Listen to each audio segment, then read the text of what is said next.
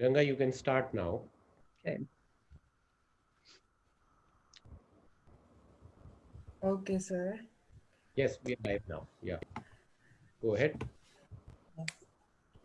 Namaste. Good evening, Sabaijanalai.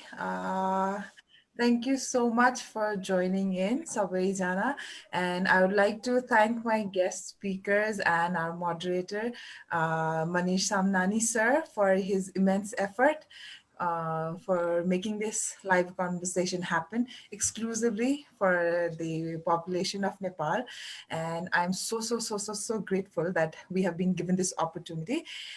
This will mark a huge impact on how we see autism and our perspective on the future autism has. So I hope you all will take along a lot of things from this live conversation. And firstly, I would like to introduce you to our moderator, Mr. Manish Samnani. He is a PhD scholar. He has a Master of Occupational Therapy in Pediatrics. He graduated his BOT in 2000, and he did his post-graduation and completed in pediatric OT in 2005 with a gold medal. He is the clinical director of SOCH Gurgaon and manages a multidisciplinary team of 35 therapists since 10 years. He is on advisory board to InSync Hyderabad, ACE School Gurgaon, Duish Kolkata, Autism Center Ludhiana, Seher Chittagong, and Faith Bangladesh. He has certification in sensory integration and certification in neurodevelopmental therapy and trained in developmental assessment scales for Indian infants. He has served in Jamia Hamdard for graduate and postgraduate occupational therapy students. He has presented papers in conferences of EOTA and European SI Congress, that is Sensory Integration Congress. He has developed and presented parents and professionals workshops about OT in autism, behavior, and sensory integration in multiple cities across India and abroad. He organizes and contributes to professional development programs and short-term courses in collaboration with Adelphi University, New York, Council for SI Education, Missouri State University, Thomas Jefferson University for OT, and other professionals in India and neighboring countries. He was the Autism Indian OT expert on the US-based Autism Live program. He has published 3 research papers in Indian Journal of Occupational Therapy and also in Sensory Integration International. Currently, he has been appointed as the Asia Regional Lead for International Normative Data Collection Project by Thomas Jefferson University and IRS Sensory Integration. He is the president of Haryana chapter of All India Occupational Therapist Association and is working in collaboration with OT and other allied health professionals as guide, mentor, and supervisor, supported by his wife, Mrs. Malika Samnani, who is also an OT and PhD scholar. Thank you so much, sir, for your immense effort for making this happen. And I like you to pass the introduction for our guest speakers. And there you go. Thank you, sir. Thank you so much. Thank you so much, Ganga. I think it was quite a long introduction for the moderator of the program. However, without further delay, let me welcome Dr. Grandin and Dr. Stephen Shore. We all know who they are. They are people who do not need any sort of introduction. They are Right. the pioneers. They are the people who have their first person accounts of experiencing and navigating autism, and they are not just people who have overcome the life and the challenges associated, but they have also have developed autism as their own strength. I welcome Dr. Grandin and Dr. Stephen Shore, both of you. Both of you are highly looked upon speakers, faculty, source of knowledge here in Indian region, in India, in Nepal, in Sri Lanka, and around the globe. I'm very sure. Stephen has visited India couple of times now, I think a dozen times already, and he has also done some specific programs with us where we have been able to meet face to face, and we have done something on expressive art side and other related fields of knowledge to autism. Dr. Grandin, of course, we welcome you again with me at the previous program that we had with you. Let me tell you that that program was very, very successful in terms of creating a sense of hope, a sense of optimism, a sense of strength in all entire community relating to autism. I had received a lot of appreciation to you, to the feedback or inputs received, to the whole program and the concept as well. And I'm so grateful to you to be able to accept whenever we invite you, whenever we kind of hope that you should be with us, you gracefully accept, take out your precious time, and Stephen, Dr. Stephen as well. So we are here one more time, and we are here because we wanted to touch base with a lot of people in Nepal as well, because it's a country which has so much of a cultural similarity with India, but yet it might still be something that is still to be reached out to. So with Ganga's help, we are trying to communicate with parents there, but of course there are all kinds of parents who are welcome, who can join us and put in their questions. So we welcome both of you, and if you both of you have any opening note or any opening message for us in India, in Nepal, and for any other viewers who are viewing this program. Dr. Grandin. It might still be something that is still to be reached out to. So with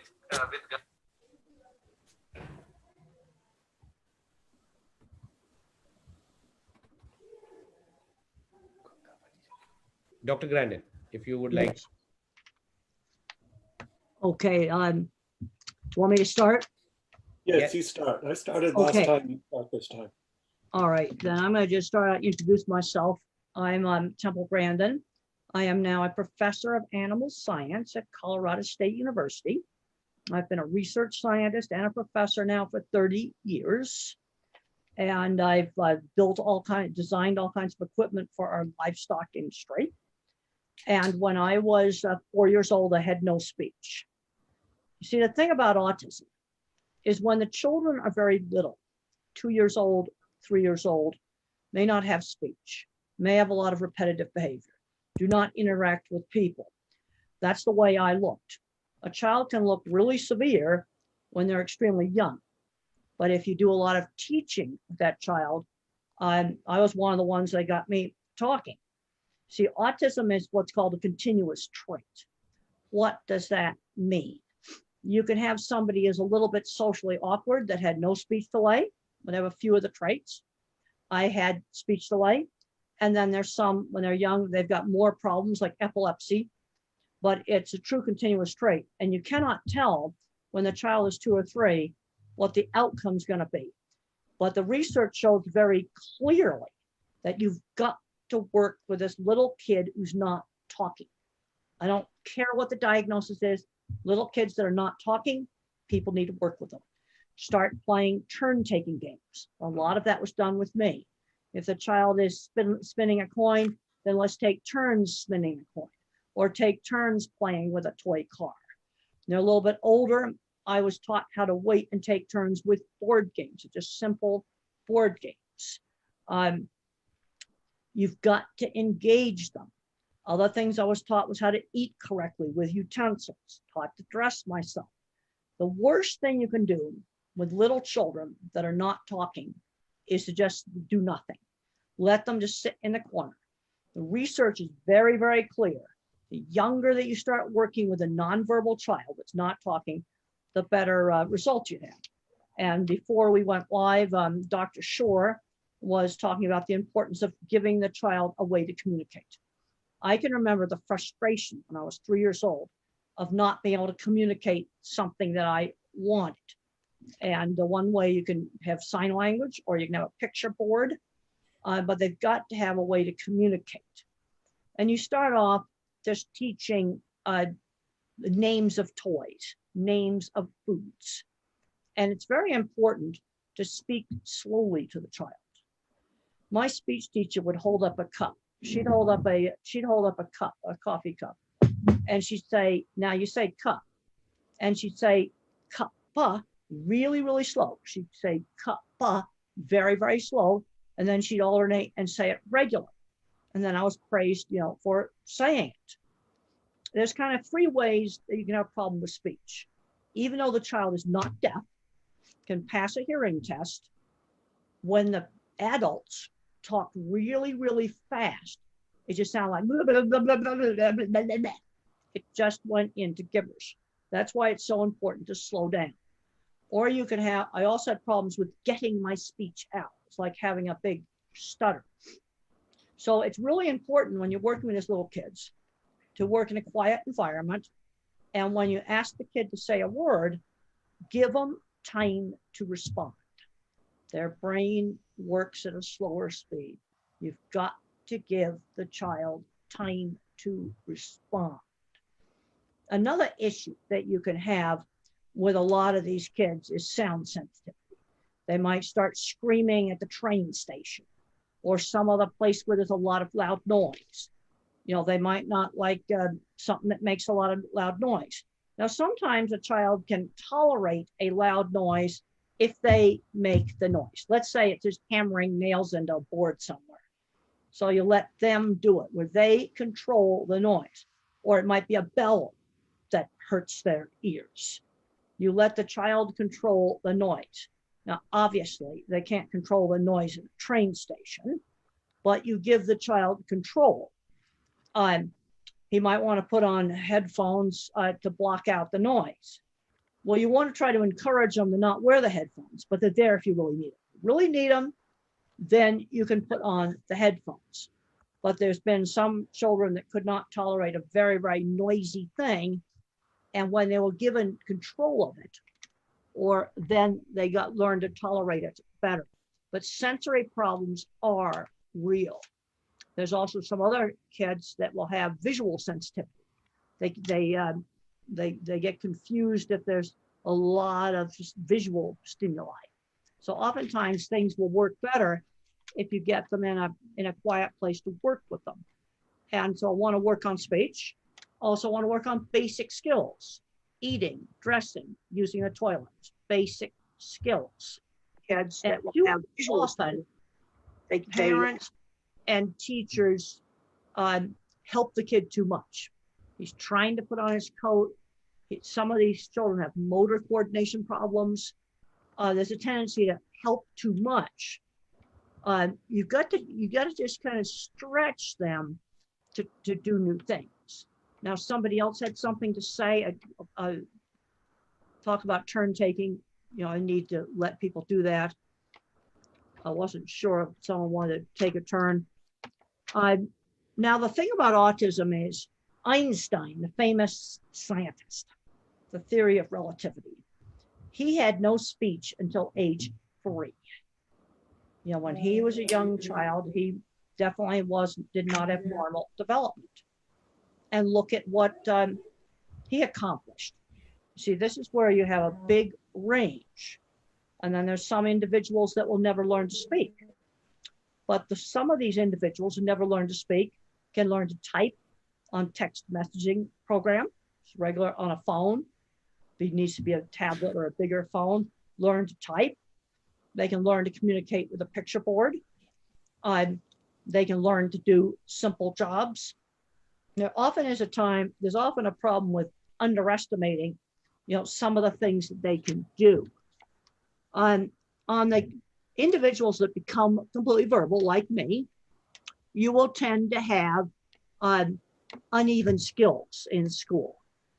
Good at one subject, really bad at another subject. And this can be highly variable. When I was 8 years old, my ability in art became apparent. And my mother always encouraged my ability in art. You want to take the thing that the child is good at and build on it. Build on the thing they're good at. Now, I would just draw the same horse's head over and over and over again. Some other suggested drawing the entire horse. Maybe draw where the horse lives. Where do I ride the horse to? I broaden it out. And you may have some other children that are, autistic and socially awkward that might be really good at mathematics or maybe computer programming. And if they're good at these things, then give them more advanced math.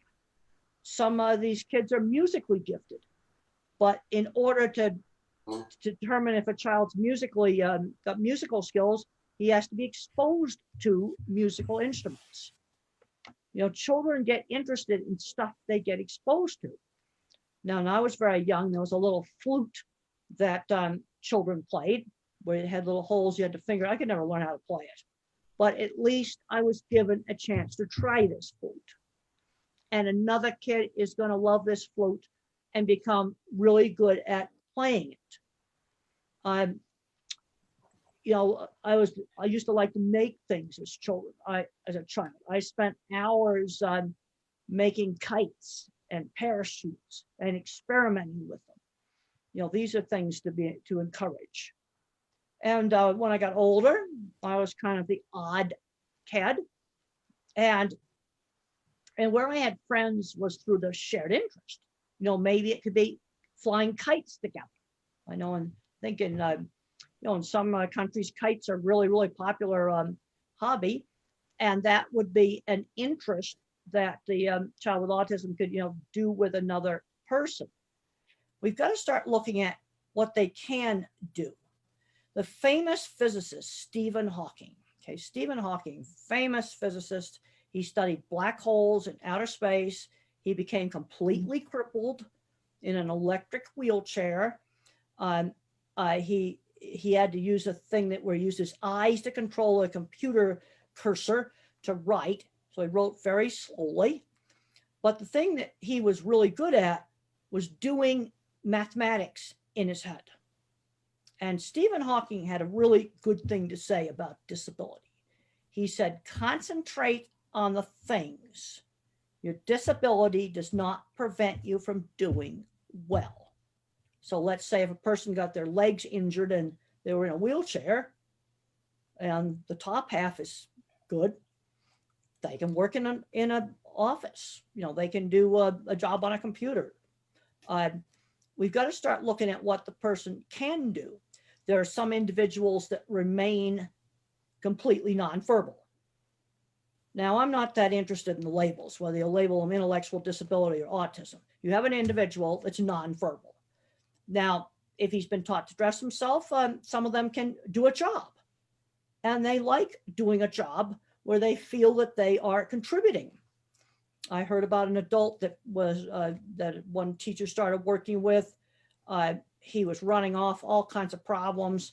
They were making him do stupid, busy work that he knew was fake work. So they put him to work doing some real work, stacking wood. It was a job that needed to be done. And he knew the difference between real work and fake work. We got to get more of the attitude of what the person can do. And you take somebody like Stephen Hawking, and you can look up his videos online, and you can see he's an electric wheelchair, very, very big disability.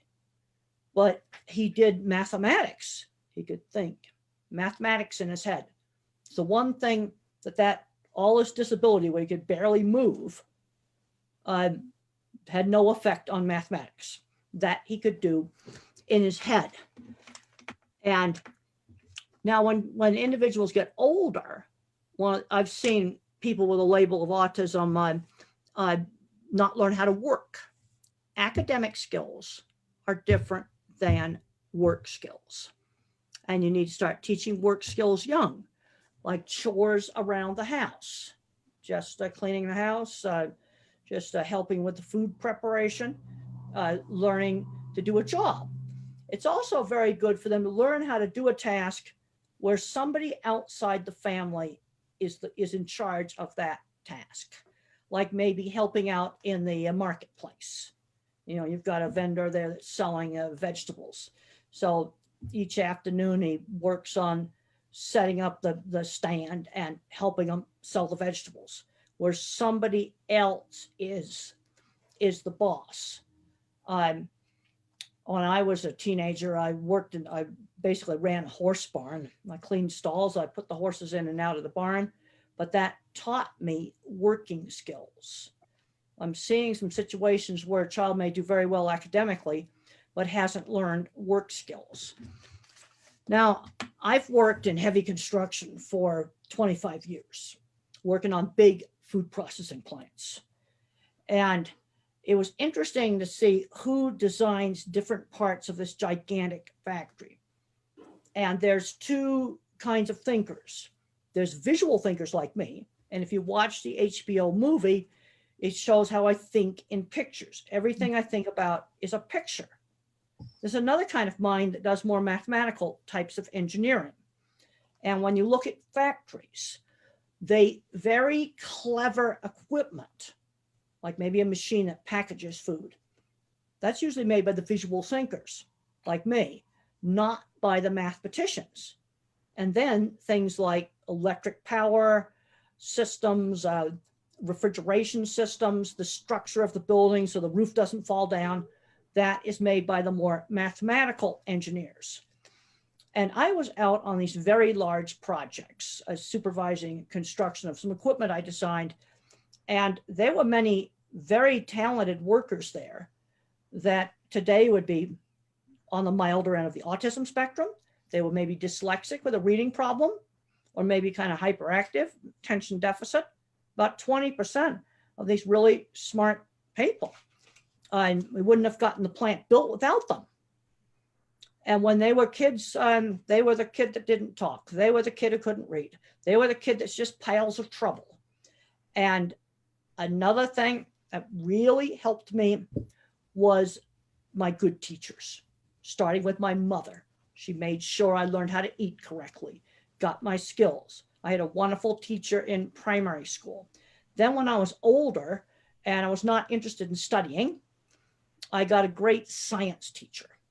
And what the science teacher did is he showed me that the reason why I should study is education's a pathway to a goal. It's not just something you do to make the family happy. You do education so I can become a scientist. Or maybe somebody can become a doctor. I read a wonderful story in Science magazine just last week about a lady from India, in poverty, no shoes. Her dad got sick with tuberculosis when she was 5, but he believed in education and he told her, grow up, become a doctor, and find cures. And the next door neighbor gave her bus fare and gave her newspapers to read, which opened up a big window of the world. She is now a top vaccine scientist for COVID right now, a top vaccine scientist. And she never took her eyes off the goal. This is the kind of stuff, that I really like this, these kind of stories. I mean, this is a real person, Nita Patel, vaccine scientist. I was reading the science behind her vaccine. It really, really looked good. But it's a big problem you have with a lot of disabilities and handicaps is the perception. There gets to be too much of a handicapped mentality. Oh, well, he's too fragile. He can't do this. But I want to emphasize, concentrate on the thing the kid can do. If he's good at mathematics, give him more math. Also introduce computer programming. And you can find free stuff online for teaching JavaScript, for teaching Python. Those are 2 of the main programs. Recently, the Dragon spacecraft just went to the International Space Station. And if you can look those videos up online, they're very fun videos from NASA to show students. And the display screens in the space capsule run on JavaScript.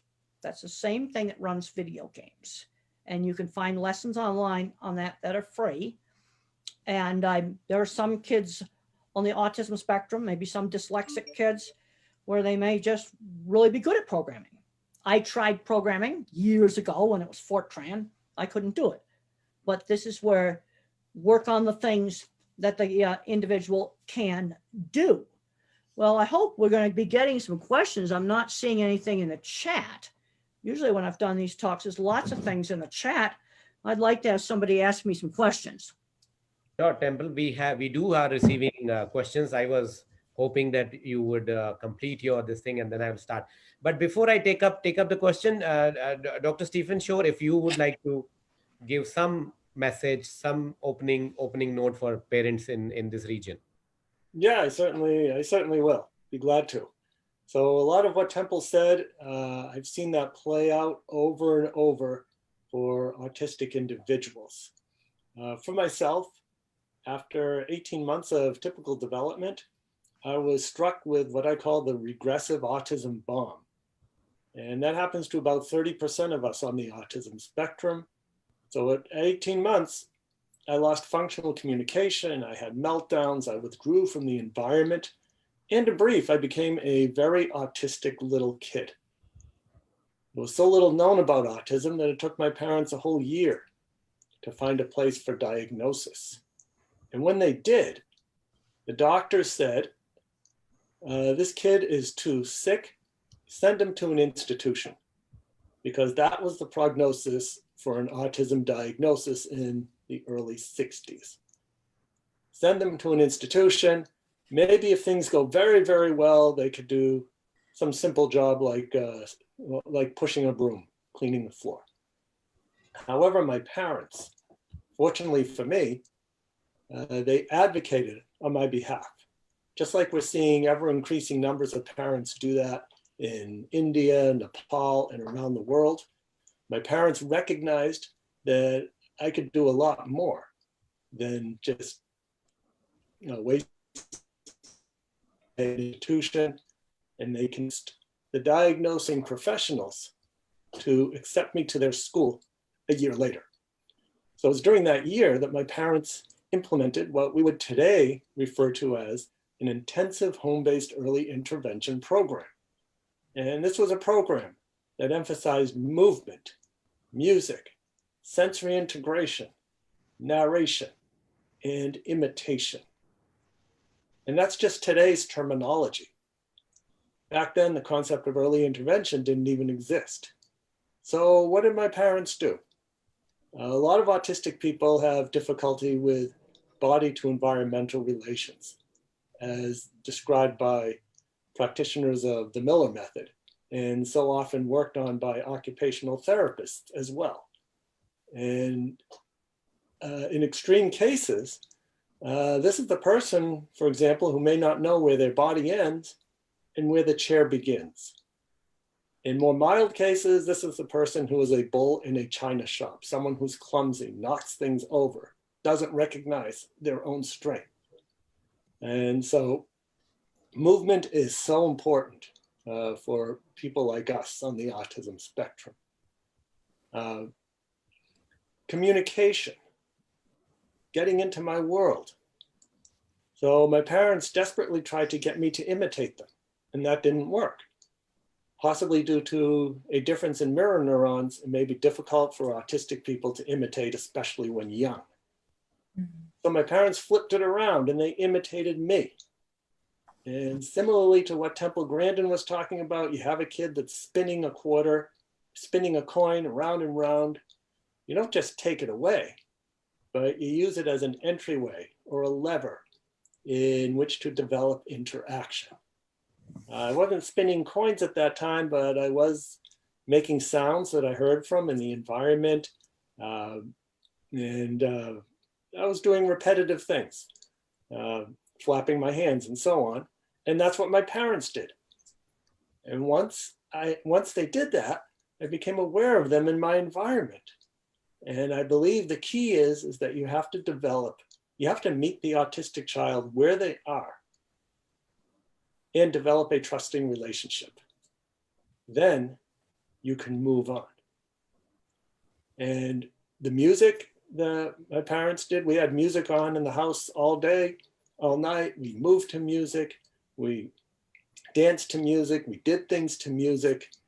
And there's something about music that speaks to autistic people and to everybody, I believe, in general. Whatever seems to scramble the speech centers of the brain in autism tends to leave the musical ones intact. And I often find that when I teach autistic individuals music, they may not be able to speak. They may not have much expressive communication, but through careful teaching, these individuals too can learn how to play the piano and learn how to play other instruments just like anybody else. And what I find really interesting are those students who are functionally non-speaking, so they don't use words to communicate, but they can sing. When you play a piece that they know, sometimes they'll even play the piece and they'll sing it and they'll sound like anybody else. And I believe there's an important connection there between music and speech that can be used to help students acquire verbal interaction. I have some students that I would communicate with using a sing-song voice. So we'd sing back and forth to each other. If we spoke, then not much interaction would happen at all. So with the work that my parents did, speech began to return at age 4. And just like with Temple, there was the emphasis on communication. Fortunately for both Temple and I, we did learn how to speak, and we can use spoken word as our primary means of communication. However, we need to make sure that that autistic person has a reliable means of communication. It might be through pictures, picture exchange communication systems. It also might be through sign language, whatever it is. And even if that person requires you to speak, they will still have a reliable means of communication. And as Temple mentioned, it is so frustrating and anxiety producing when you are unable to communicate your needs or your wants. So at age 4, I entered the school that initially rejected me. I got reevaluated. Instead of being considered as psychotic and ready for an institution, I got upgraded to neurotic. So things were looking better in the world. Also at age 4 was my first highly focused interest. My parents found me at age 4 taking apart a watch with a sharp knife. I would pop open the back. I would extract the motor. I'd remove some of the gears. I'd spin them around and then put it all back together again, and the watch still worked. And there weren't any pieces left over. So a couple of important points from that. Number one, my parents recognized this as an ability, and they worked with that ability. Instead of looking at the closed door of disability, disorder, and deficit, my parents soon provided me with all kinds of other devices to take apart, and they'd also make sure I got them back together again.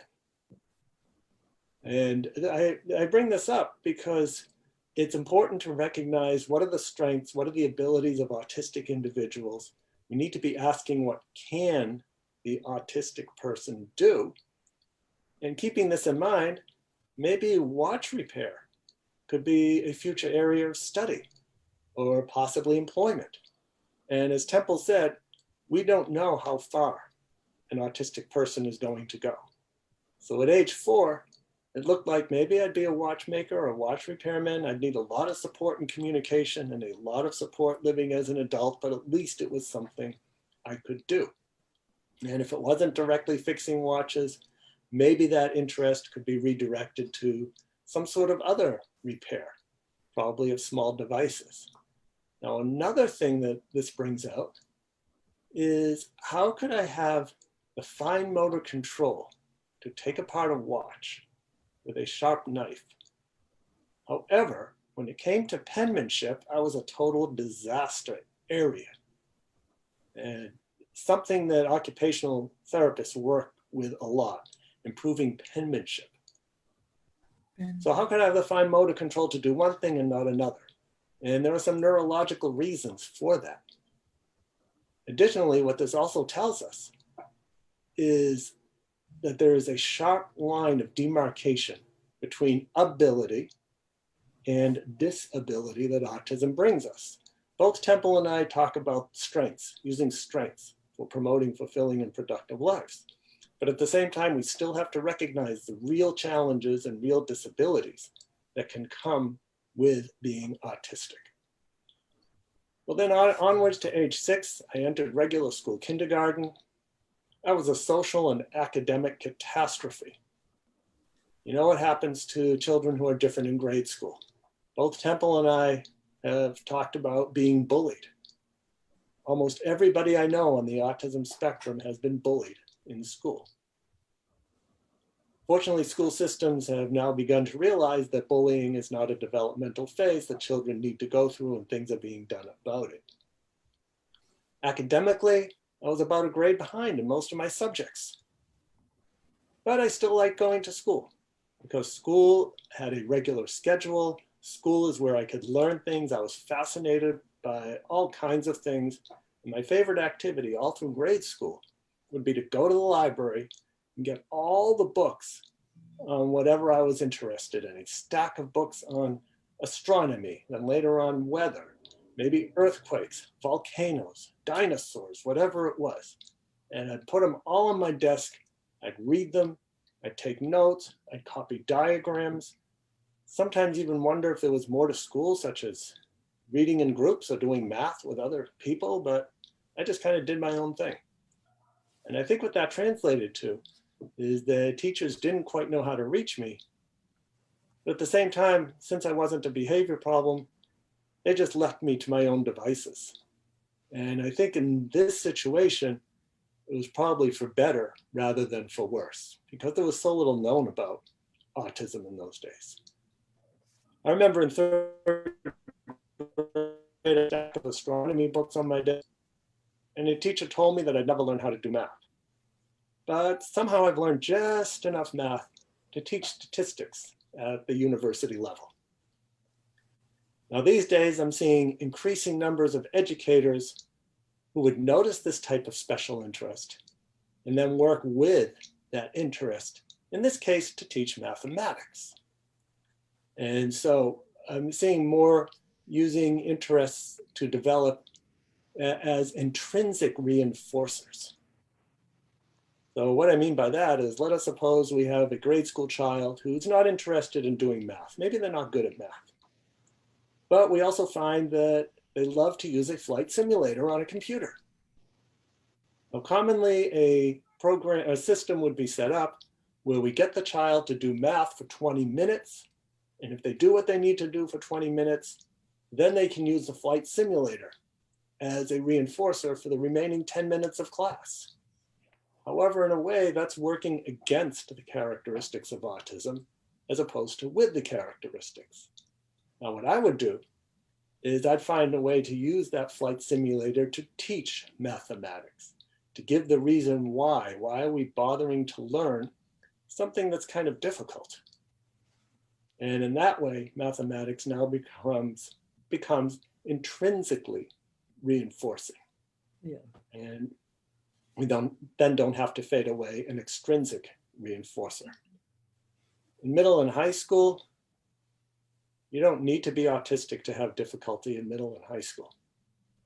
But for me, it was actually easier because I was able to engage in my highly focused interest of music. I joined the band.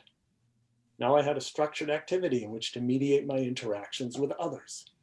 And so often we find that when autistic individuals or students who aren't autistic or don't have any documented disability, they may often fall flat when it comes to academics, but you put them in a wood shop, mechanic shop, electrical,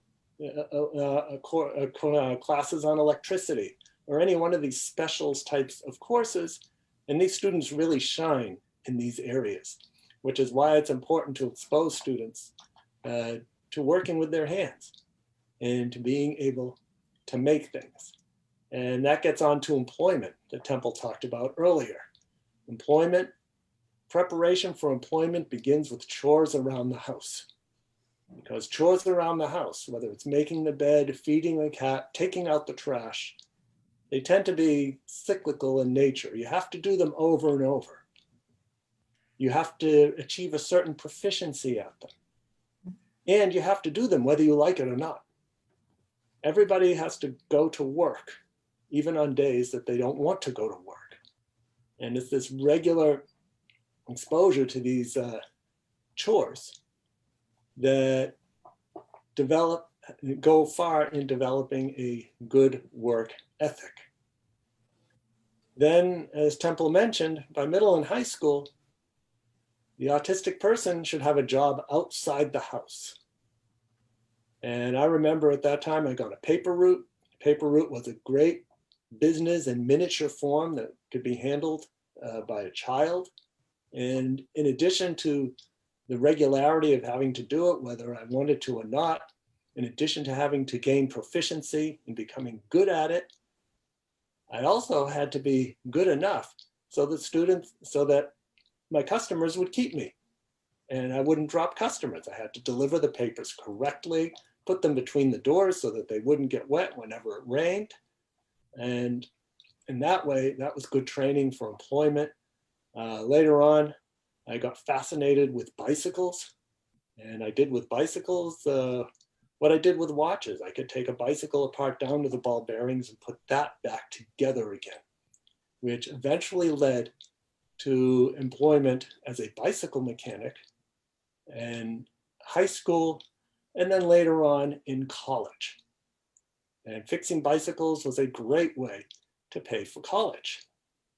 And I remember plastering my college campus with thousands of signs advertising that I could fix your bicycle too. And I'd get all these phone calls, and I'd have up to a dozen bicycles in various stages of repair in my room. And it was great. I could spend all day on Saturday, fix bicycles, and come out with maybe $200 at the end of the day, which was much better, much more interesting to me than doing a boring work study job as a security guard. Now, another thing that needs to be addressed is living with other people. I wonder how my roommate felt about having all these bicycles on my side of the dorm room. It wasn't on his side of the dorm room, it was my side of the dorm room. But still, it was probably something that I shouldn't have done. And my older sister, upon finding out about it, made sure that I just got those bicycles out of the room, except when I was fixing a particular bicycle. But otherwise, they had to be stored somewhere else. So after college, during college, my bachelor's, master's, and doctoral degree, I'd written 3 books, including an autobiography, Beyond the Wall, another book on self-advocacy for people on the spectrum, and also Understanding Autism for Dummies. I'd also begun presenting around the world, talking about autism, and then got a job as a professor of special education, focusing mostly on issues related to autism, whether it's teaching educators and other people in related fields to support autistic individuals, and also researching on autism, writing books on autism. And here I am giving workshops and webinars, just like I'm doing right now, talking to you. That's great to hear, sir. Thank you, Stephen. And I have some questions coming in. Dr. Grandin, we have a question more to do with the inappropriate touching. I understand it's about inappropriate touching of private parts. This is a question by Sazmun Nahar, and her daughter is 9.5. She is nonverbal. She has strong sensory needs. She may not understand social stories, and she does not have understanding of private parts as well. However, she would like to know what could work to teach her about inappropriate touching. Sorry about the noise. There's a road paving machine outside. I can't do anything about this noise. You basically have to teach her, there's a place where she can do that activity, and in public, no. You just teach them, some very, very simple rules about that, and just do it in a really calm, matter-of-fact manner. I'm going to turn my mic off because of the road paving machine, so you can hear the next question. So another question is about is from Anna K, and her question is how to motivate children without using reinforcers, because she feels that they act like bribes, or sometimes they are even how to not use negative reinforcers. Uh, Basically, how do we instill a sense of enthusiasm or thrill in doing household chores, on doing ADL studies and physical activities in children? Put my mic back on. Give the child some choices of household activities where you could do the dishes or you could sweep the floor. Just simple choices, which give the child some control of it. Also, some activities are intrinsically motivating. Like for some individuals, music, they just like to do it. And then there's other things, it's just work you have to do, but give some choices. That will help. You are going to do chores, but you'll give you a choice of 2 different chores. Sure, great. Another question, maybe Dr. Stephen can take up, is how do we tell children who are on the high functioning side, or they are on the neurodiversity side, that this thing about limitation of meeting people, going out very freely, is going to go on for some time, now that they have already experienced the lockdown period. However, we all understand that it could be something that it would take a little more time, and it is a little more new normal. So Nupur Tiwari's question is about how do we tell children, how do we explain to them that that adapting to this new normal is something that is going to last for some time? Well, for the person who is neurodiverse, or someone who is what we sometimes call the high functioning part of autism, now described as autism spectrum disorder, needing level 1 supports, it means we have to explain to them in a way that they can understand what a virus is. And in doing so, why we need to keep safe from viruses, and how vaccines have been developed for some viruses, which is why we don't have them anymore. But for the COVID-19 virus, we are well on our way to developing a vaccine. And teaching that individual to do their own research online about the status of the COVID-19. Fortunately, it looks like that there's a couple of companies who are well on the way to developing that vaccine, and that until that vaccine makes its way to the public, we are going to have to maintain the current lifestyle. Now, that said, we can still maintain contact with other people. We can still engage in activities as long as we do it in a safe manner. For now, most contact is going to be electronic, just like we're doing right now. The COVID-19 pandemic is probably a good part of the reason why we are not in Nepal talking to hundreds of people in an audience face to face. But eventually we will get there. So for the autistic child, actually for everybody, we have to be much more intentional and much more mindful of making sure that we maintain contact with people who are important in our lives. And we have all kinds of electronic ways to do that: instant message, Facebook, Zoom, whatever it might be. So that way we can still remain in contact. Dr. Grandin, one of the very interesting questions is about how do we make children with autism to think and work without using prompts or stimulus? Well, when I was a little kid, things like using utensils properly at the table to eat, that is just sort of expected. Again, give them some limited choice. It's important for the child to have some control over their environment. They're going to have to do work, but give them especially when they're first learning, some choice of the work that they have to do. I think that's a very important thing. The other big problem I see, regardless of the person's ability, is too much of a tendency to overprotect. Well, he has a hard time putting on his coat, so we'll just put it on him for him. I know that's some of the things I would do. Sure. Dr. Grandin, this question is especially for you by Pragya Pradhan, and she's asking, hi, Dr. Grandin, as an autistic individual, which phase of your life did you find the most challenging? Childhood, adolescence, or adulthood? Adolescence was the worst part of my life. I actually had a very, very good speech teacher when I was very young. Primary school up to age 14, that was good. High school, bullying, teasing, worst part of my life. And for about 3 years, I did not study.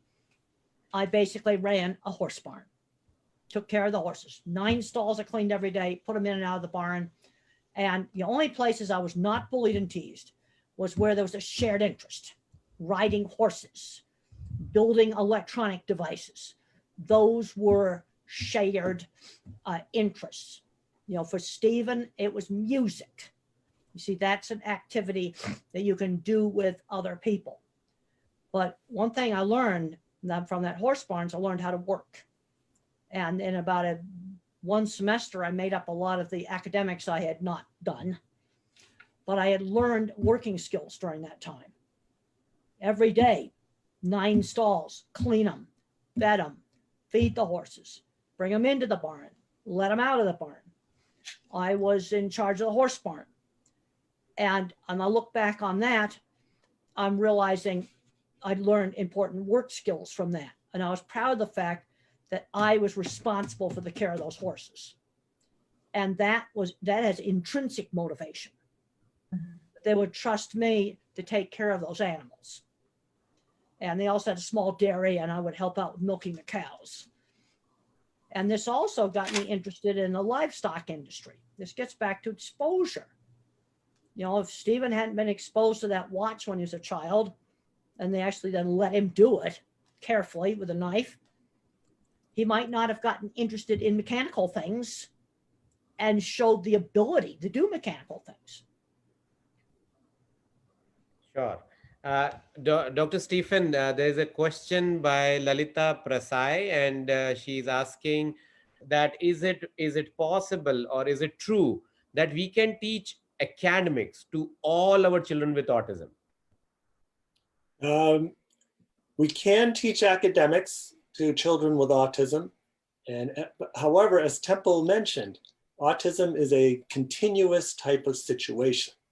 So there are some individuals on the autism spectrum that can go far beyond typical people in terms of academics, in terms of research, mathematics, whatever it might be.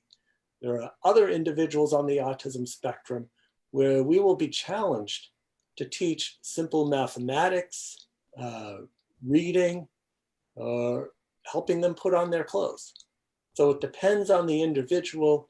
Just like people who aren't autistic, we have a range of abilities, and likewise with autism. Sure. A question by Dana Kepna Zarova is about how to find a hobby for an autistic child. Her son is 9 years old, but we haven't figured out what he likes, what he's good at, and might be his favorite hobby. He likes puzzles, for example, but not that much as well. Well, it gets back to exposure. I mean, I liked to play with kites when I was a child. Kites were one of my favorite things. Now, if I'd never didn't know what a kite was or had never been exposed to a kite, I would not have gotten interested in them. You know, I was exposed to the little flute. That did not work for me. You see, this is where one person might be like the kites, somebody else is going to like the music. Art was my thing. I was good at art. And I got to show you some of my drawings. This is some of the drawings of some of my livestock facilities right here in my book, Thinking in Pictures. And And when I showed people my drawings, I got respect. So the artwork that I was doing at 8 years old, 9 years old, eventually turned into doing engineering drawings for major big companies in the US. You know, I have worked for some of the largest food companies in the US. I think that's doing really well for a person who they originally thought had an intellectual disability, was mentally retarded, and wasn't going to amount to anything. But mother always encouraged that drawing skill. And I was always encouraged to do more different kinds of drawings and not just the same horse's head over and over again. So you got to expose them to different things to find out what they like. Too many kids today, I'm saying, aren't doing enough. They're getting addicted to video games and ending up just playing video games all day and not doing anything else. And I've heard of 3 cases, these were teenage and young adult boys that were addicted to video games, and they introduced them to car mechanics. And they slowly weaned them off the video games, and they became car mechanics. But somebody had to expose them to that.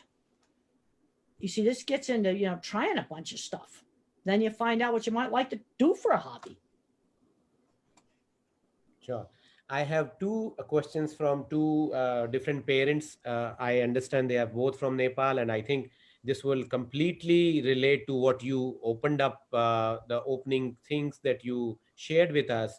Swati Yogesh Devangan and another parent, Alihes Bhardwaj, have talked about their children who are 3 and 5, respectively.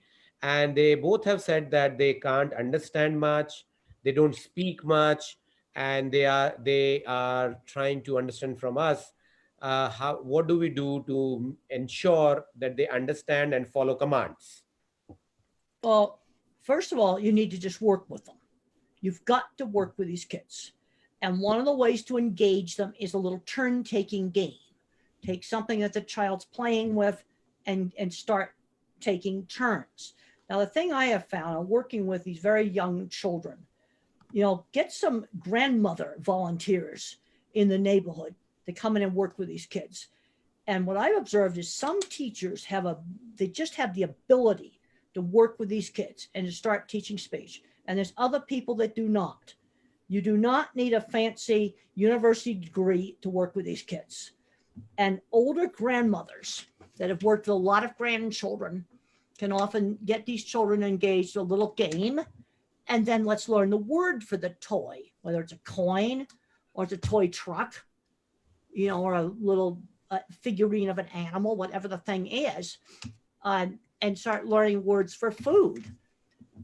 And just start engaging them. Maybe teach them a little sign language, or you teach them to point to it on a picture board. But you just work on getting them engaged.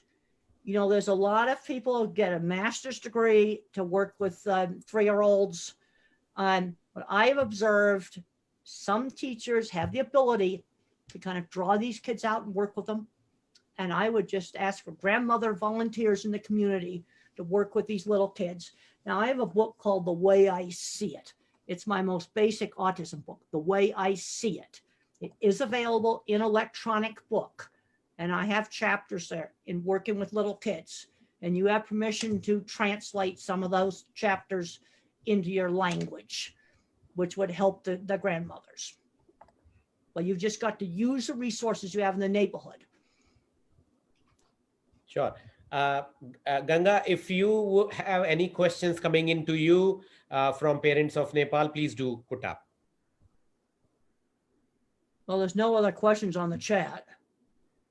Yeah, Temple, we are receiving questions on the on our Facebook page where this is being broadcasted. Okay. And Yes. we are collecting the question from there, and then we are putting it verbally Okay, across fine. to you. Fine. So there's this question from Dr. Sunita Maleku. She says, Dr. Grandin and Dr. Stephen, I have a son, 15 years old. I've been trying to figure out how I can help my son with his verbal stimming, which inhibits him from being aware of his social environment and listen to people around him. Well, first of all, I need to know more about this 15-year-old. Is he verbal? Then I know where to start working with him. Is he nonverbal? Can he dress himself? For a fully verbal person on stimming, and I used to do it, one of the reasons they do it is it's calming. And I was given some times that I could do it. And then you have some other times, like maybe family dinner at the dinner table, then you don't do it. And then when we would go to family gatherings when I was that age, there was another room where I could go off and do stuff or run around, run up and down the stairs in the apartment building. Was one of the things I like to do. But the big problem is I'm trying to solve some of the behavior problems of some of these individuals is I don't have enough information. You gave me his age. That's really important. But I get questions sent to me by email all the time. Ma'am, he is verbal. He is verbal. He is verbal. And how is he doing in school? He's doing good, and also his mother says that he is very interested in drawing, clay creation for toilet in particular. So she wants to know how can I make best use of his particular interest about toilets. Well, there's different kinds of drawing. I showed you engineering type of drawings. That's called drafting. A lot of that's done on computers now. Or you have artistic drawing. I know a lady with autism, she makes the most fabulous pictures of animals. Well, people will pay several $100s for those pictures. So I'd have to look at the drawing. I can't judge, the quality of math and programming, but drawing I can. And I look at some of these drawings and I go, wow, he's got art talent. He could do commissions, because the way I used to sell jobs when you're weird, when I went in for an interview, I would take the drawings I showed you there in the book, print them out, lay them out on the table, show photographs of jobs. I would simply show my work off. And if his drawings are really good, you could show his drawings to people and they'll pay for drawings. Like, make a drawing of my house. There's a lady named Jessie Park, and she's quite severely autistic, and she makes beautiful paintings of people's houses and decorates them in bright colors and frames them and sells them like almost $1,000. Now you probably won't get that in Nepal, but people will pay for art. And the thing that you have to learn is, even with Jessie Park, she has to do the picture of the house that she's commissioned to do. And then she can color it any way she wants. If you're going to get a Jessie Park painting, your house is going to be all kinds of bright colors. But she does have to make a drawing of their house. Start learning how to do some artwork on commission. That's how I started. When I was in high school, I had a little sign painting business. Well, now signs are all done electronically, but I would make signs like for businesses. The first sign I ever made was for a place that cut ladies' hair. And I made a sign for her business. And I had to make a sign that they would want. And I don't think they would have liked spaceships on the sign. So I put a picture of a lady with a nice hairdo on it, because that's something that they would want. So I'd work on developing a drawing talent. And hopefully, I haven't seen his art, so I take something they're good at. I developed my ability in art into industrial design. There's kind of two parts of engineering. There's a more artistic part of engineering, that's industrial design.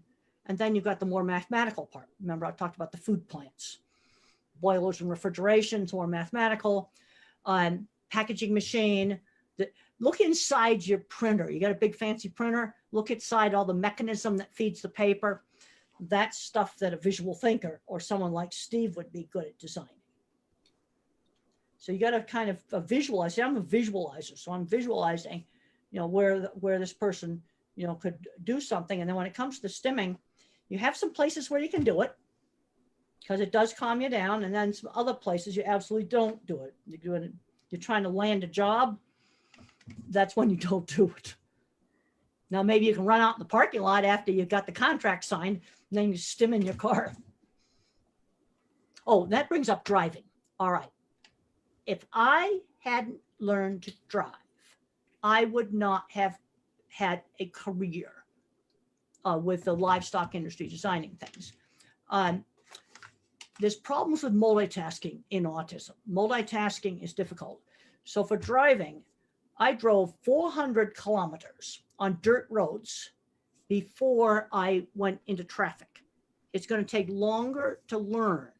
You see, what you do is you practice and practice driving in a very safe place, like maybe a big parking lot at a stadium when nobody is there. Now with COVID, the stadiums are shut down. So you've got this big parking lot as a stadium, and you start practicing there, back roads, and maybe 20 minutes a day practice, maybe a month of that, and then very carefully start to go into traffic.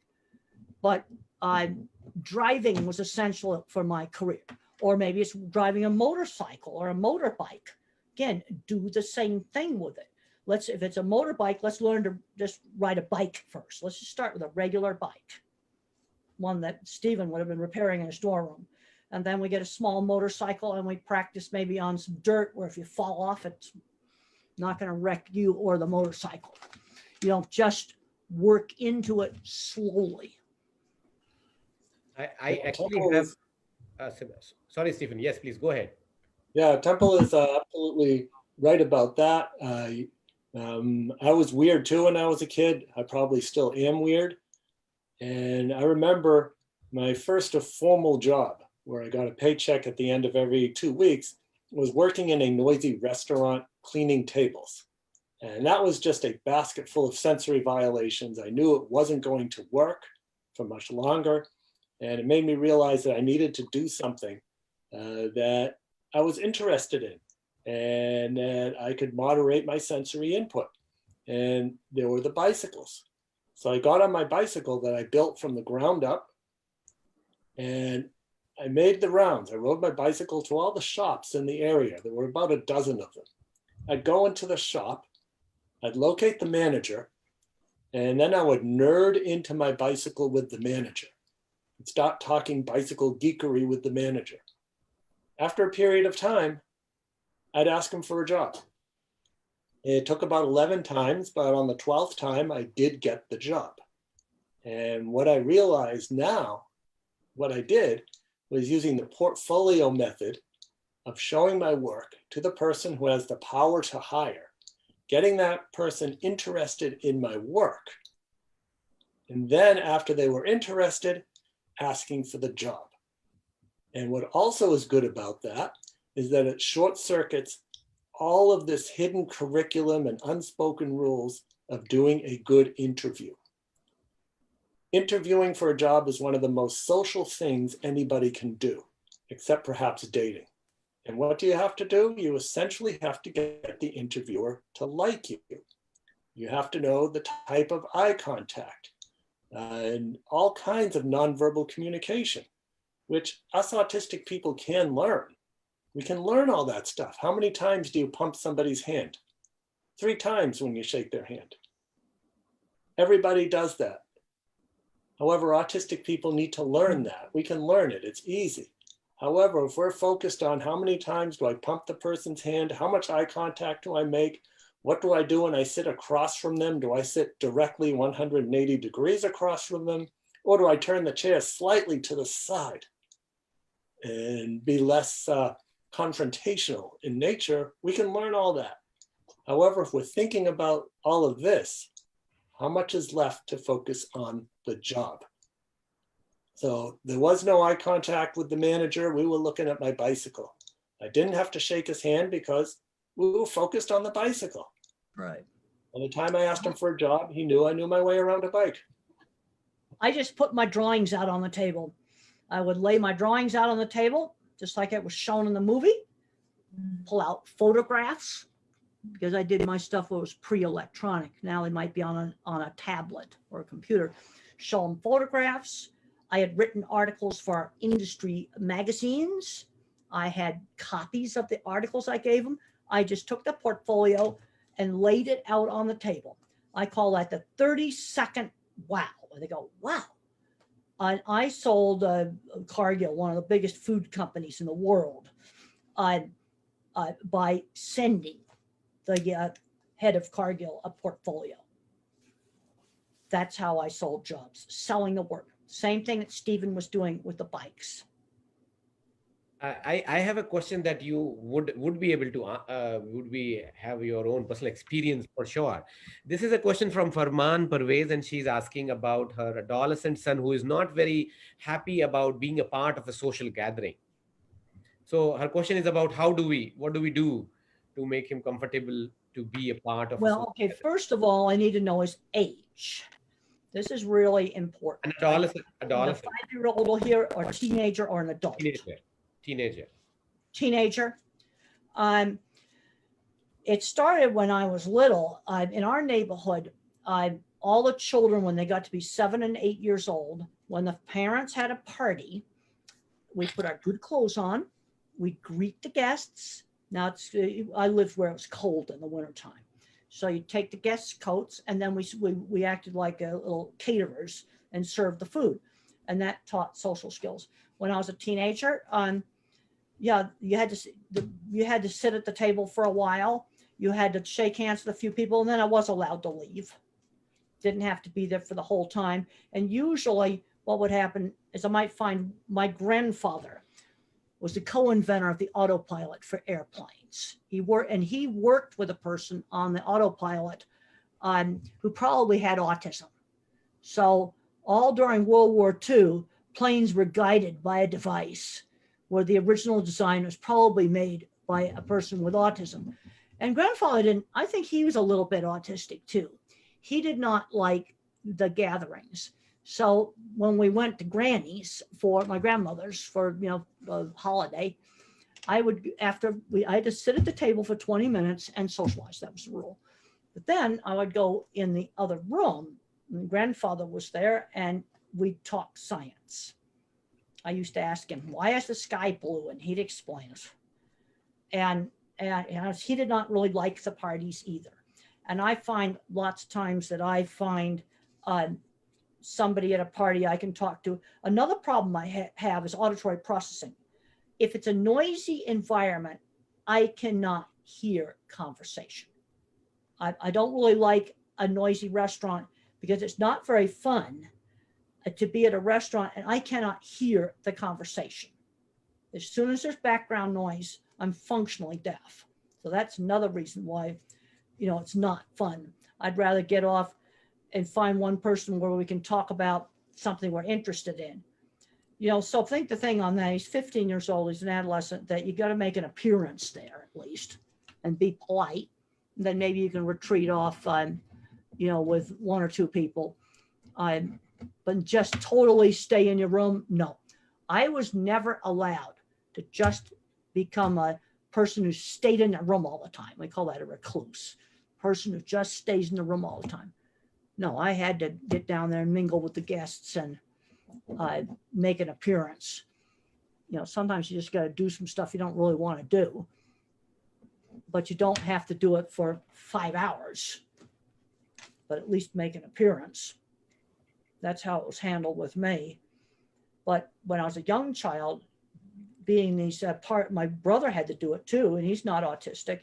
He had to be a little party host when he was 7 with his good suit on. And he said it helped him in his job.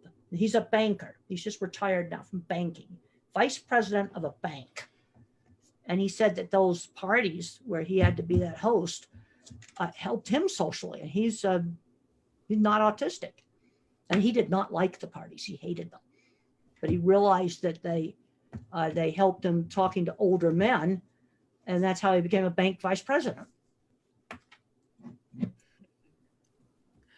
Please go.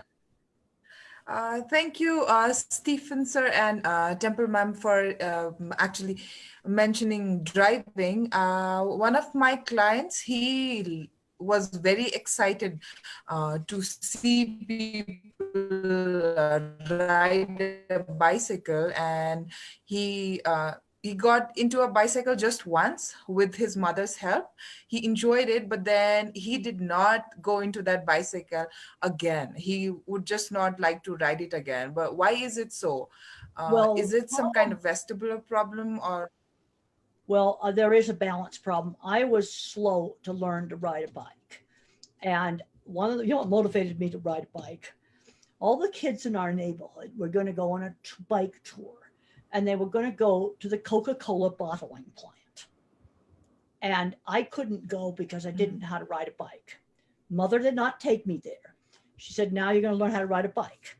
So we got on the soft grass, and I did fall off a bunch of times, and then I learned to ride a bike.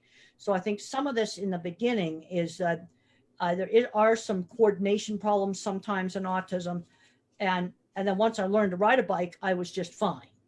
So, you know, you got to move in a bike. It's going to tip over if you don't you can't be still in it. But I'll never forget that. And, you know, some moms would say, oh, well, I'll just take the car and take you to the Coca-Cola bottling plant. To this day, I've never been in the Coca-Cola bottling plant. I've been in a beer factory, a whole bunch of those, in the wine factory, but not a Coca-Cola bottling factory. Thank you, ma'am.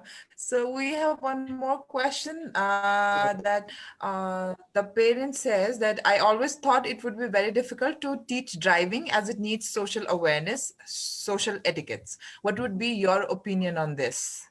You just learn the rules. Mhm. Stop signs mean stop. Speed limits, so you can go a little bit over and the police can measure that. You wear your seat belts, and then there's rules. Like if you come to a four-way stop, which car goes first? Our driving book has all those rules. I don't know how in your country how they do it, but there's rules for who goes first at a four-way stop. Yeah.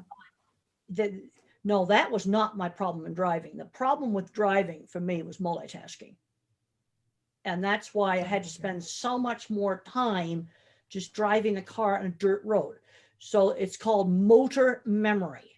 When you learn something in motor memory, you no longer have to think about it, how to steer, how to do the accelerator, how to do the brake.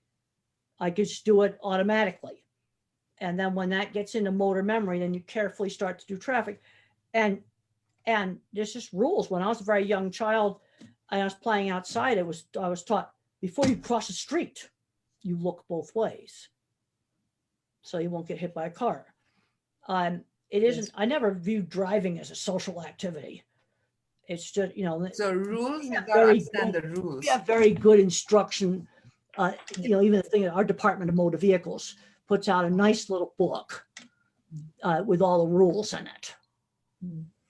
Yeah, I agree So, with Temple in that driving is very rule-based, and I can only speak for the United States. But other countries, I would say so as well. And also begin with riding a bicycle. Yes, You can yes. riding a bicycle, get used to following the rules of the road. Also taking that adolescent, that child with you when you drive and talk about what you're doing. Oh, I Yeah. see a six-sided red stop sign. This means I need to stop.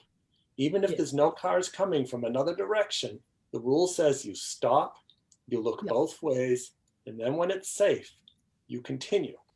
When I see a yellow light, the yellow light tells me that it's about to turn red and I have to stop. Even though it's not red yet, even though people tend to just gun the engine and try to get through before it turns red, the safest thing to do is to stop.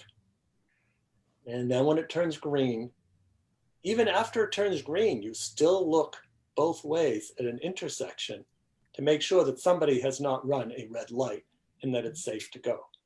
And you can talk about driving strategies when you're walking and what are cars doing and what do they need to do, and noting when someone makes a mistake, for example. Yep. So that way you start the conversation of driving before you start practicing driving. Yes, and I would agree with that. Thank I you, think I sir. would agree with that. And also there are a lot of questions regarding children not able to focus on what their parent is saying to them or whatever they are asking them when calling their name as well, and about not speaking till like 4 years of age. So what would you like to say to those parents, ma'am? Like, Okay, they first of all, with any of the speaking, a lot of these children, their brain is slow processor. You know how a phone can be really slow, download a web page. Their brain is sort of like a phone with bad service. So when you're asking, let's say, a partially verbal or even a fully verbal young child to respond, give them time. Give them time to respond. They're like that phone with a very bad service. And if you get in there and you get in their face, then they freeze. Same way the computer can freeze and crash. That sort of happens with their, so give them time to respond. Also, if they're in a noisy environment, it's going to be more difficult for them to respond. It would be really good to try on working on some of these things, like try to find a quiet place to do it. Because when there's a lot of noise, it's like the noisy restaurant, even today, a noisy restaurant, I can't hear. It's not very fun for me. And I'm polite and I sit there and not hear 90% of the conversation in a really noisy restaurant that's got music playing. Those are just a few things, that you can do. The other thing with all these really young kids, I want to do activities involving taking turns, maybe a board game, but you also have to take turns like you're at the market and there's a line to pay and you have to wait in line and take your turn. You cannot just go to the front of the line. That's another thing of turn taking. That's one of the reasons why when I was young, there was so much emphasis on learning how to wait and take turns, because it also helps reduce impulse control. And there's so many ways to learn how to take turns. So whether it's waiting in line at a cashier or whether it's playing a board game. And many board games have also been ported over to the computer, so you can play Monopoly and other board games on the computer, but still you have to wait your turn. And I'd recommend, even when driving. I recommend if you do this on a computer, it'd be better that it be a tablet or a telephone, because I want that physical device passed back and forth. So you're doing it on the game, Right. maybe on a mobile phone, where you have to pass that phone back and forth. I'd rather do it that way than electronically pass it back and forth, especially with the really young children.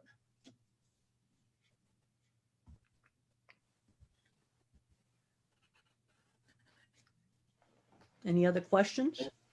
Ganga, any other questions, or can we conclude? Ganga? thank you, ma'am. What should I do? To both of our speakers, in your long journey in the world of autism, what is your perspective on individuals who are both deaf and on the spectrum? This is from a school psychologist, and her team works with deaf children. So she has found that in neurotypical deaf children who do not have language access at home, they're present with language deprivation. The similarity I often see in these kids and deaf autistics are that both are visual learners and think in pictures. Well, they're gonna, if you're deaf, you're gonna live in a world of vision. But one of the things that's been learned about sign language is actually processed in the brain, in the language parts of the brain. Now, I certainly hope they're learning sign language. And again, work on, as Stephen Hawking said, concentrate on the things. Your disability does not prevent you from doing well. So there's a lot of things they might be, really good at doing well, but they've got to have a way to communicate. And I'm going to assume that they're teaching them sign language. Now, the problem is the rest of the community doesn't know sign language. There's also some of the deaf people can learn well, can learn to, type, so they can type on a computer and communicate with, or they can type on a mobile phone and then pass the mobile phone to somebody. I did that with a deaf person. I went to a big corporation for a disability talk, and we had dinner, and we took my phone out, and we didn't send the texts, but we just used the text messaging program. It's in the phone, and we're passing the phone back and forth, typing on the text messaging, because I don't know sign language. And we were laughing and having a really good time just using the standard text messaging software that's on a mobile phone. So I would encourage that sort of communication, because they can do that with anybody on a phone that most people have. Sensitive issue. Yeah, that's absolutely right. So just like the deaf person who is not autistic, Yeah. you will teach other means of communication. So you will do the same for the autistic individual. And since we tend to be visually based, not all of us are visually based, No, but that's right. many of us are, then communicating, well, that's all you have is visual means. And by texting and other means of communication, that should work out. Well, and if you're just there, like we were having dinner, we didn't actually send the texts. We just were having fun passing the mobile phone back and forth and type on it. And I'd give it to him, he'd type on it, give it to me. Oh, if that's a funny joke, I'd type on it, give it to him. And then if you're not together, then you send the texts, obviously.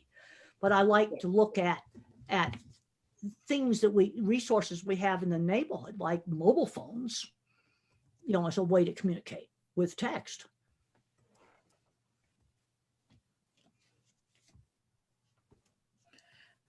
Okay. Are there any questions, Ganga? Or Sir, what do we have to say about stimming? Like every kind of stimming, verbal stimming or echolalia, and fascination with spinning objects, stimming in general. Is it a sensory issue or is it a behavior issue? Well, let's just separate things out. Echolalia is not necessarily stimming. Let me talk about how the brain handles. There's 3 ways that language can not work. I don't hear it properly. When the adults talked fast, I went blah, blah, blah, blah, blah, blah. That's called auditory processing. And you can have that problem even though you're not deaf. Then there's expressive speech. Couldn't get it out. Now the child that's echolalic might be repeating a TV show or a movie script and saying it very clearly, but he doesn't know what it means. So what you need to do with an echolalic kid is to take some of those phrases and sentences from that movie and work it into the real world. He's got to learn that language has meaning. Now there's other kinds of stems, verbal sounds that can be extremely distracting. I think some of the best thing to do with stimming is kind of you got a place where you can do it, and some places that we try not to do it. And then some of the most distracting stems are verbal stems, where they make some kind of sound. But the other thing is always I'm trying to find something that this person's interested in, that I can expand. There was a boy that liked to rip paper. So his mom started having him make art out of ripped paper. And he's Grant Monnier, the eco artist. The eco artist. He does beautiful work. And she took his ripping paper and turned it into something useful, and he does beautiful art now. And he sells it for hundreds of dollars.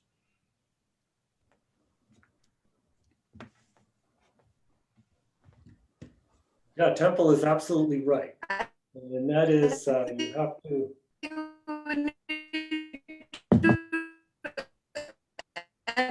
Okay, Steve, you're not broadcasting. All these as a vocational act.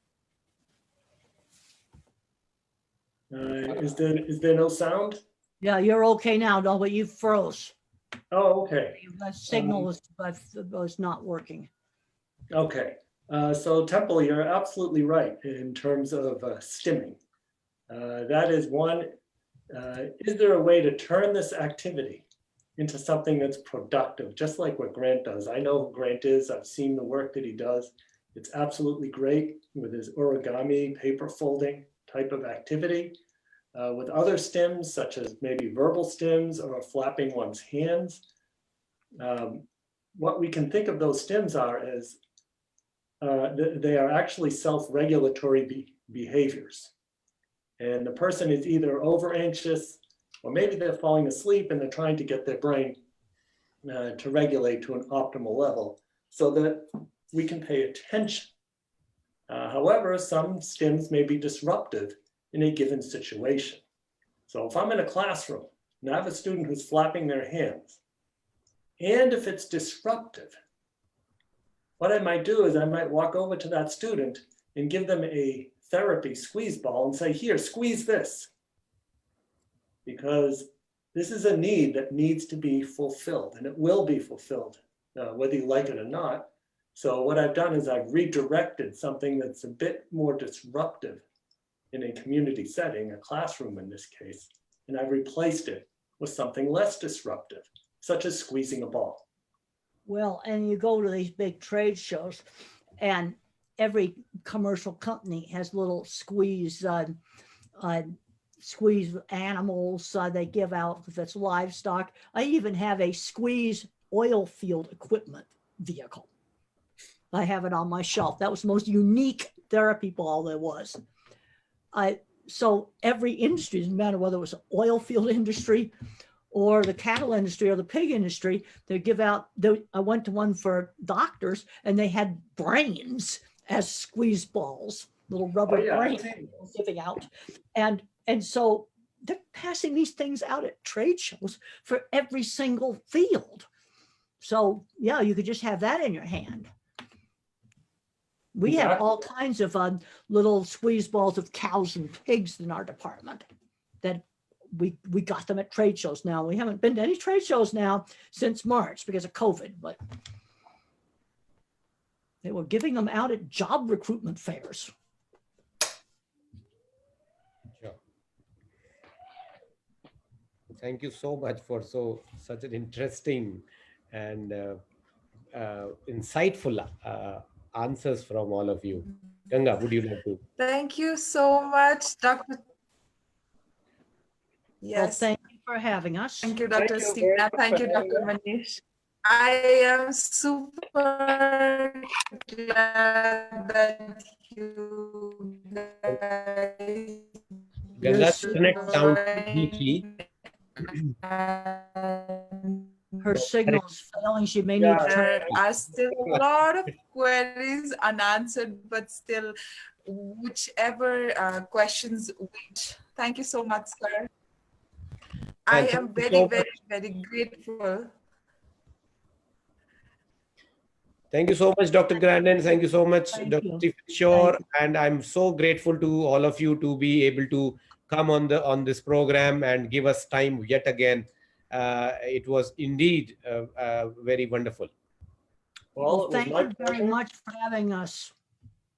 It was my pleasure, and I look forward to when it becomes safe to meet in person. Absolutely. Yes, I look forward to that too when we get the vaccine. It would be an honor. Thank you. It's been really good talking to everybody. And we just got to start working on we got to start looking at what's something that this individual can do that he could be. That's right. Yeah. Yeah. Yes, of course. That's the key. That's the key. So, okay. And bye, everyone. Okay. Bye-bye. Goodbye. I'm going to sign off. Bye. Yes, we sign off. All right. I'm going to leave the meeting now. Thank you. Thank you. Thank you very much. Good night, everyone. Thank you. Good night. I mean, it's night. Hi, Stephen. Yeah, hi, Manish. I should stop the recording first. Oh, yeah. I stopped the recording, and I'm also going to stop for the